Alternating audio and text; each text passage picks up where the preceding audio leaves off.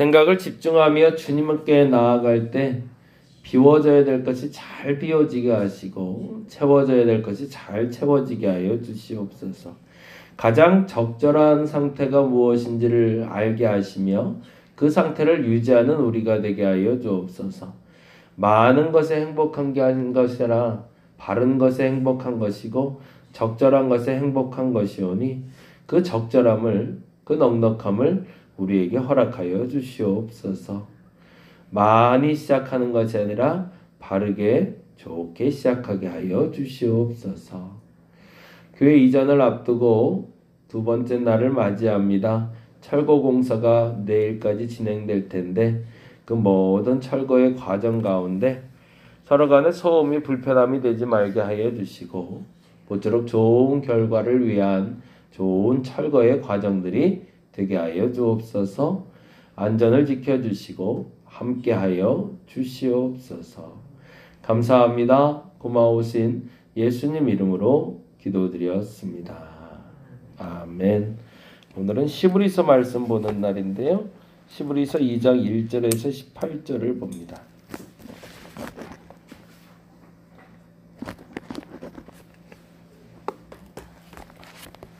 시브리서 2장 1절에서 18절까지 조금 길긴 한데 우리 전체적으로 쭉 같이 좀 볼게요. 그리고 요번 올해는 이제 시브리서 보면서 이제 마무리하게 될 것 같은데요.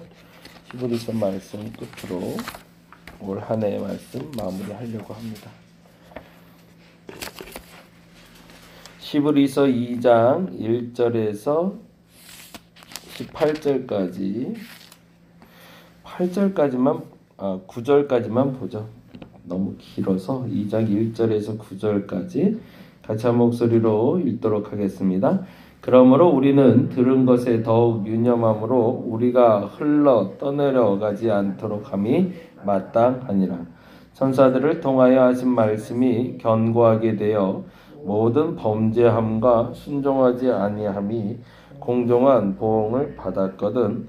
우리가 이같이 큰 구원을 등한히 여기면 어찌 그 보응을 피하리요. 그 구원은 처음에 주로 말씀하신 바요 들은 자들이 우리에게 확증한 바니 하나님도 표적들과 기사들과 여러 가지 능력과 및 자기의 뜻을 따라 성령이 나누어 주신 것으로 그들과 함께 증언하셨느니라. 하나님이 우리가 말하는 바 장차올 세상을 천사들에게 복종하게 하심이 아니니라. 그러면 누구인가가 어디에서 증언하여 이르되 사람이 무엇이기에 주께서 그를 생각하시며 인자가 무엇이기에 주께서 그를 돌보시나이까. 그를 잠시 동안 천사보다 못하게 하시며 영광과 존귀로 관을 씌우시며 만물을 그 발 아래에 복종하게 하셨느니라 하였으니 만물로 복종하게 하셨은즉 복종하지 않은 것이 하나도 없어야 하겠으나 지금 우리가 만물이 아직 그에게 복종하고 있는 것을 보지 못하고 오직 우리가 천사들보다 잠시 동안 못하게 하심을 입은 자 곧 죽음의 고난 받으심으로 말미암아 영광과 존귀로 관을 쓰신 예수를 보니 이를 행하심은 하나님의 은혜로 말미암아 모든 사람을 위하여 죽음을 맛보려 하심이라. 아멘. 시브리서 말씀은 지난주 금요일 날도 말씀드린 것처럼 저자가 누군지를 명확하게 알 수가 없습니다.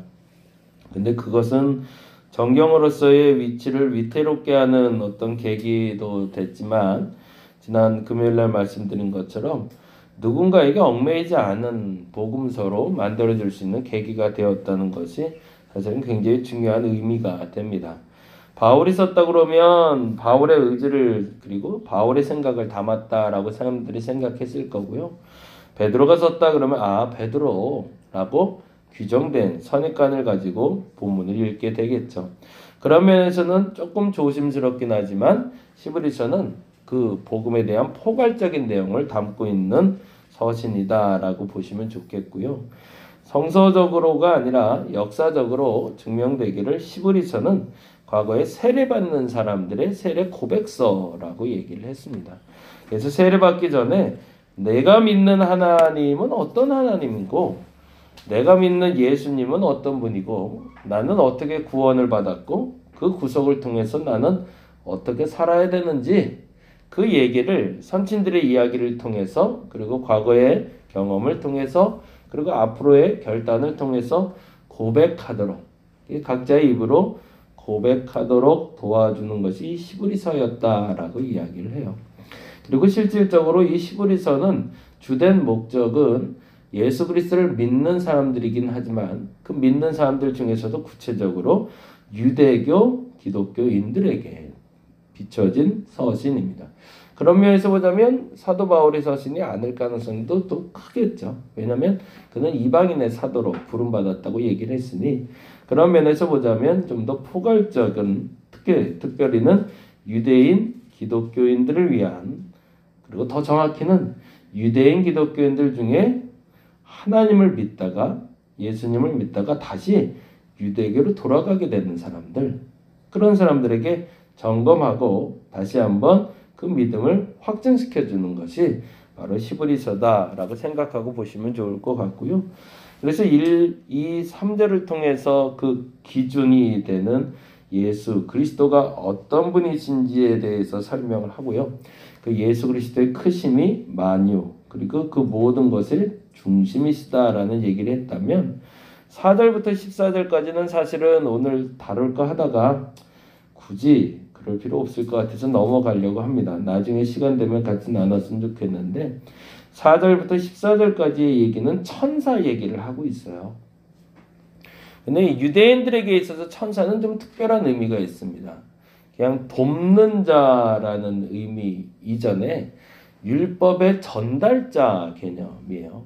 그건 무슨 말이냐면 하나님의 말씀을 마치 비둘기가 잎사귀를 물고 오는 것처럼 하나님의 말씀을 물고 오는 존재. 그걸 천사라고 여겼습니다. 그러니까 천사라고 얘기할 때 우리가 생각하는 천사는 날개 달리고 애기같이 생기고 그런 천사, 그냥 찬송하는 그런 천사 보통 생각들을 하거나 아니면 여자들을 생각을 하는데 그런 거 말고 여기서 유대인들에게 천사라고 하면 어떤 그런 형상을 그리기 이전에 하나님의 말씀에 대한 대언자라는 의미를 갖고 있습니다. 그러면서 4절부터 14절까지 그 천사에 대한 이야기를 하면서 이 시브리서의 기자가 명확히 하고 싶었던 얘기는 그 천사보다 예수님이 못하지 않다라는 얘기를 하고 있는 거죠. 그럼 뭐죠? 천사가 전하는 하나님의 말씀이 있는 걸 너희들이 아는데 천사가 전한 하나님의 말씀보다 더 위대하고 더 본질적이고 더 분명한 하나님의 계시가 있었는데 그것이 바로 예수다라는 이야기를 하기 위해서 4절에서 14절까지 이야기를 장황하게 설명을 합니다. 그리고 나서 2장 1절에 드디어 이제 구원에 대한 이야기를 할 때 두 가지를 이야기하기 위해서 이제 2장 1절에서 10절까지를 풀어가는데요. 11절에 동그라미를 하나 해놓고요. 14절에 동그라미를 해놓고 같이 보죠. 11절과 14절이 사실은 2장의 중심이 되는 단어입니다. 다른 것들은 이 11절과 14절을 설명하기 위해서 풀어가는 과정입니다. 그래서 그렇게 해놓고 2장을 봤으면 좋겠는데요. 2장의 서문은 이렇게 시작을 해서 같이 읽어볼까요? 그러므로 우리는 들은 것에 더욱 유념함으로. 여기서 들은 것이라 그러면 이제 조금 다른 의미로 보시면 돼요. 아까 말씀드린 대로 천사가 뭘 갖고 온다고 그랬죠? 하나님의 말씀을 물어오는 새들처럼 잎사귀를 물어오는 새들처럼 하나님의 말씀을 가져온다 그랬잖아요. 그리고 지금 시브리 기자는 예수님이 하나님의 말씀을 가져다 주시는 중보자로 설명하고 있으니 들은 것이라면 뭘 들은 거죠? 하나님의 음성을 들은 거죠. 하나님의 말씀, 하나님의 법에 대해서 들은 것. 다른 말로는 율법이라고 불리는 어떤 법률들을 얘기합니다. 그런데 2장 1절에 다시 한번 읽어볼까요? 그러므로 우리는 들은 것에 더욱 유념함으로 뭐 한대요? 우리가 흘러 떠내려가지 않도록 함이 마땅하다. 거기다 줄을 좀 쳐놓죠. 흘러 떠내려가지 않도록. 조금 독특한 표현이 나와요. 율법을 잊어버릴까봐. 이하고는 좀 다른 의미인 거죠. 율법을 잊는다라는 건 기억 속에 사라진 것을 말한다면 지금 이 흘러 떠내려갈까라는 말은 표류를 하는 걸 얘기합니다. 더 정확히 말하면 바다에 있으면서 바다에 있는지 모르는, 그리스도 안에 있으면서 그리스도 안에 있는 걸 모르는, 바른 것 안에 있으면서 바른 것을 모르는 상태를 말할 때 표류한다는 표현을 쓰죠. 근데 안타깝게도 우리가 복음도 들었고 말씀도 들었는데 말씀을 듣고도 방향이 없고 목적이 없더라라는 거예요. 근데 이 말이 저에게는 굉장히 좋은 깨달음이 됐고 여러분에게도 그런 깨달음이 됐으면 좋겠는데 지금 향방 없는 그리스도인들에 대한 이야기거든요. 복음을 들었다면 복음대로 살아야죠. 근데 복음대로 살지를 못해요. 두 가지인데요. 복음대로 들어서 살려는 의지가 없을 수도 있고 또 하나는 무슨 말을 하는지 모르기 때문일 수도 있고. 근데 더 중요한 건 어떤 말씀을 들었는가가 중요한 게 아니라 그렇게 살아내는 것이 중요한데 그렇게 살아내지 않는 사람을 우리는 표류한다고 얘기하는 거죠. 도대체 뭐 하는 거야? 라는 질문인 거예요. 아니 예수님을 아는 거 아니었어? 복음을 들은 거 아니었어? 근데 왜 가만히 있어? 라는 거죠. 왜 빙글빙글 돌아? 왜 아무 데도 못 가고 배가 정처 없이 바다에 떠도는 것처럼 그렇게 떠돌고 있어? 라는 얘기를 하는 겁니다. 그러면서 다시 한번 이렇게 얘기하는 거죠. 천사들을 통하여 하신 말씀이 견고하게 되어 모든 범죄함과 순종하지 아니함이 공정한 보응을 받았거든. 그건 뭐죠?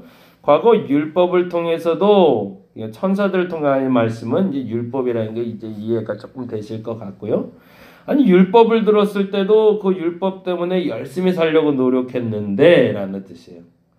아니 과거에 그렇게 율법을 받았을 때도 그렇게 열심히 살더니 3절에 우리가 이같이 큰 구원을 등한시 여기면 그건 뭐죠? 예수의 복음을 알았는데도 그렇게 사는 게 도대체 말이나 되냐라는 얘기인 거죠. 이상하다 이거.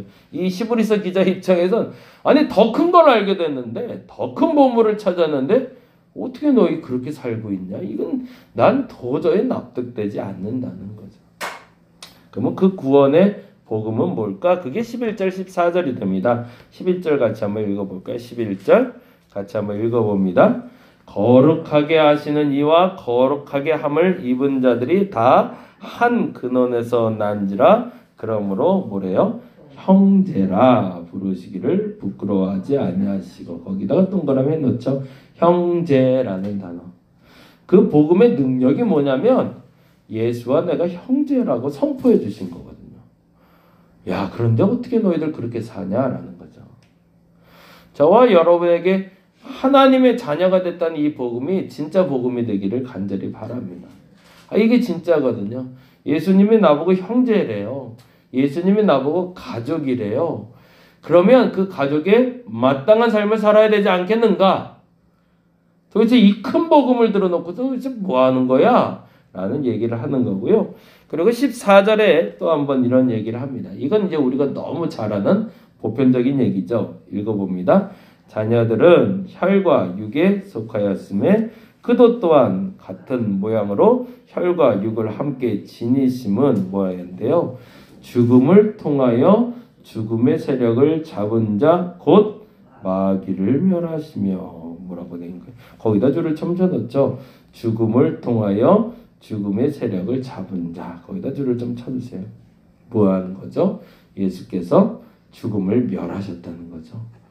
구원에 대한 이야기를 하고 있습니다. 예수께서 큰 구원으로 우리에게 임하셨는데 그 율법은 천사들이 전한 거하고는 조금 달랐더라는 거죠. 천사들이 전한 율법은 어떻게 살아라. 그러면 복 받는다. 라는 이야기들을 해줬다면 예수님은 실제적으로 너희는 나의 형제다. 라고 얘기하셨고 또 하나 무엇보다도 죽음을 이기고 승리하는 구원의 역사를 가져오셨는데 너희가 어떻게 그렇게 살 수 있어? 라는 얘기를 하는 겁니다. 하나님의 형제로서, 예수 그리스도의 형제로서, 하나님의 자녀로서, 그리고 죽음을 이기고 승리한 자답게 살아가는 게 그리스도인이라는 거죠. 더 이상 표류하지 말고 그 당당함으로 죽음까지 이겼는데까지 이 세상에 두려울 게 뭐 있냐는 얘기고, 예수님이 내 형제인데 뭐 겁날 게 있냐는 얘기거든요. 그 당당함으로 오늘 한날 승리하는 저와 여러분 되시기를 간절히 바랍니다. 오늘을 그리고 내일까지 철거 작업이 계속 진행될 것 같습니다. 교회 이전 과정이 순조롭게 잘 진행될 수 있도록 기도 부탁드리겠습니다. 잠시 기도하겠습니다. 정체성을 갖는다는 것도 중요하지만 정체성을 갖게 됐으면 그렇게 살아내는 게 중요합니다. 더 큰 복음을 알게 됐습니다. 더 큰 율법을 알게 되었습니다. 그것은 나를 형제 삼아 주셨다는 것이며 죽음에서 승리하셨다는 복음을 내게 주신 겁니다. 그러면 거기에 부합하게 살아가야 되는데 우리가 그렇지 못했다면 회개하오니 용서하여 주시고 오늘 그렇게 좀 살아가게 하여 주시옵소서. 어떻게 이 큰 복음을 들었는데 그렇게 살 수 있을까? 히브리서 기자는 이해할 수가 없다고 얘기합니다. 하나님, 이 큰 복음에 부합한 삶을 살게 하여 주시옵소서. 감사합니다. 고마우신 예수님 이름으로 기도드렸습니다. 다 같이 기도하고 돌아가도록 하겠습니다.